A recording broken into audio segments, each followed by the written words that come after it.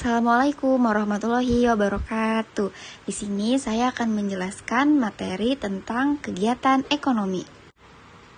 Kegiatan ekonomi adalah suatu kegiatan yang dilakukan oleh manusia untuk memenuhi kebutuhan hidupnya. Umumnya kegiatan ekonomi terdiri dari kegiatan konsumsi, produksi, dan distribusi. Pelaku kegiatan ekonomi yang pertama ada kegiatan produksi, kegiatan distribusi, dan kegiatan konsumsi. Kegiatan produksi adalah kegiatan yang menghasilkan barang ataupun jasa. Pada dasarnya, kegiatan produksi bertujuan untuk menghasilkan barang dan jasa. Kegiatan produksi dapat juga dilakukan untuk menambah nilai guna barang dan jasa. Barang dan jasa yang dihasilkan dari kegiatan produksi nantinya akan didistribusikan untuk bisa menjangkau konsumen, agar konsumen dapat memenuhi kebutuhannya. Dan produksi membutuhkan input. Yang pertama, barang mentah dan barang setengah jadi. Barang mentah adalah barang yang belum mengalami proses pengolahan sama sekali. Contohnya hasil perhutanan, hasil perkebunan, serta hasil pertambangan. Barang setengah jadi adalah barang yang sudah mengalami proses pengolahan namun belum menjadi produk akhir yang bisa dilangsung. Karenanya, barang setengah jadi umumnya digunakan sebagai input dari kegiatan produksi, sehingga nantinya dapat menghasilkan barang jadi. Contohnya, benang dapat kembali diolah menjadi kain. Kain tersebut masih dapat diolah menjadi pakaian untuk akhirnya dapat digunakan oleh konsumen. Hasil dari kegiatan produksi dapat dibagi menjadi dua, yaitu barang setengah jadi dan barang jadi. Barang setengah jadi adalah output berupa barang setengah jadi, nantinya akan menjadi input kegiatan produksi lainnya, agar menghasilkan barang jadi yang bisa digunakan oleh konsumen. Barang jadi dapat diartikan sebagai barang yang sudah siap untuk dikonsumsi oleh konsumen. Input barang mentah dan barang setengah jadi pada dasarnya hanya merupakan salah satu faktor yang diperlukan dalam kegiatan produksi. Nah, faktor produksi ini bisa meliputi sumber daya alam atau natural resource, sumber daya manusia atau labor, dan modal atau kapital. Yang terakhir adalah kewirausahaan atau entrepreneurship. Berdasarkan bidang usaha pengolahan sumber dayanya, kegiatan produksi ini juga dapat dibagi menjadi 4, yaitu bidang usaha ekstraktif, bidang usaha agraris, bidang usaha industri, bidang usaha perdagangan. Bidang usaha ekstraktif adalah bidang usaha yang mencakup kegiatan produksi yang bergerak di bidang pengambilan atau pemanfaatan sumber daya alam yang diambil secara langsung dari alam tanpa mengalami proses pengolahan lebih lanjut.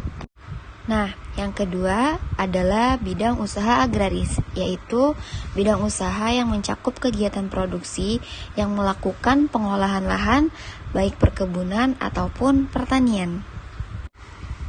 Yang ketiga adalah bidang usaha industri.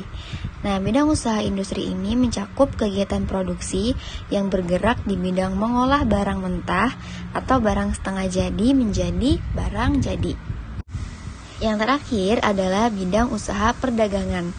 Bidang usaha perdagangan ini mencakup kegiatan produksi yang berusaha untuk menambah nilai guna barang dan jasa dengan menjadi perantara antara produsen dengan konsumen.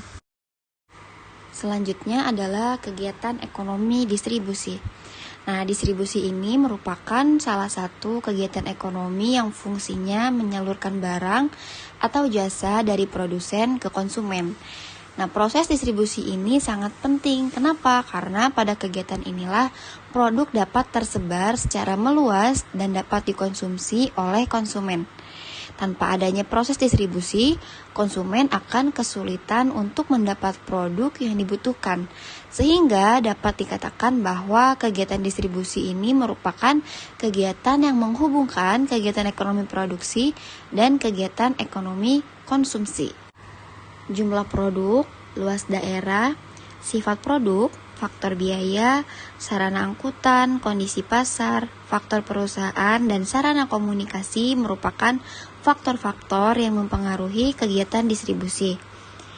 Kegiatan distribusi ini meliputi memasarkan produk, menulis informasi produk dengan benar dan jelas, penyortiran produk, pengangkutan produk, menjual produk dengan harga yang kompetitif, memastikan ketersediaan stok produk di pasar, menyimpan produk sesuai dengan prosedur dari produsen, belanja produk dari produsen. Kegiatan distribusi terbagi menjadi 3, yaitu distribusi langsung, distribusi tidak langsung, dan distribusi semi langsung. Distribusi langsung merupakan kegiatan distribusi yang dilakukan oleh produsen, mulai dari pemasaran, penjualan, hingga pengiriman. Biasanya distribusi langsung dilakukan oleh produsen yang masih skala kecil karena memiliki sistem yang masih sederhana. Namun, di zaman kemajuan teknologi seperti ini, perusahaan-perusahaan yang berperan sebagai produsen besar juga ikut melakukan distribusi langsung. Dengan memanfaatkan media sosial dan marketplace, produsen besar rela menambahkan sistem yang lebih kompleks agar dapat menjangkau konsumen secara langsung. Biasanya, perusahaan besar yang ikut serta dalam distribusi ini bergerak di bidang consumer goods. Nah, yang kedua, distribusi tidak langsung. Distribusi tidak langsung ini merupakan kegiatan distribusi dalam skala grosir maupun eceran dari produsen ke konsumen yang dilakukan oleh distributor saja, sementara produsen fokus pada produksi saja. Biasanya barang yang didistribusikan secara tidak langsung jumlahnya besar dan nilai transaksinya besar. Oleh karena itu, proses negosiasi antara kedua perusahaan dan produksi yang lama membuat distribusi jenis ini memerlukan waktu yang relatif lama. Nah, yang terakhir adalah distribusi semi langsung. Jadi, distribusi semi langsung ini merupakan kegiatan distribusi di mana produsen dapat mengontrol distributor, namun kegiatan distribusi tetap dilakukan oleh distributor. Biasanya distribusi ini digunakan untuk mendistribusikan barang-barang yang mahal dan mewah. Yang ketiga adalah kegiatan konsumsi. Jadi, kegiatan konsumsi adalah suatu kegiatan untuk menghabiskan atau mengurangi nilai guna barang dan jasa untuk memenuhi kebutuhan. Pelaku kegiatan konsumsi disebut juga konsumen. Nah, pelaku utama kegiatan konsumsi yaitu ada rumah tangga keluarga, pemerintah, dan industri atau perusahaan. Rumah tangga keluarga umumnya konsumsi rumah tangga disesuaikan dengan pertimbangan. Yang pertama, pemenuhan kebutuhan pokok sebelum pemenuhan kebutuhan lainnya. Yang kedua, penyesuaian konsumsi dengan jumlah pendapatan yang diperoleh. Yang ketiga, menghindari kegiatan konsumtif yang tidak perlu. Pemerintah, contoh pemerintah melakukan pengadaan perumahan murah bagi PNS. Pemerintah melakukan impor pembelian daging sapi untuk mencegah kenaikan harga. Industri atau perusahaan, contohnya konsumsi untuk memenuhi kebutuhan bahan baku, kebutuhan karyawan, kebutuhan mesin, dan peralatan lainnya.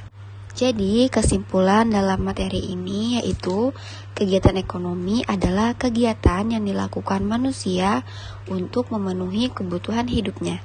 Nah, kegiatan ekonomi ini terdiri dari produksi, distribusi, dan konsumsi. Di mana produksi itu adalah kegiatan menghasilkan barang atau jasa karena adanya permintaan dari konsumen. Dan distribusi adalah kegiatan menyalurkan barang atau jasa dari produsen ke konsumen. Sedangkan konsumsi adalah kegiatan menghabiskan atau mengurangi nilai guna barang dan jasa untuk memenuhi kebutuhan hidup.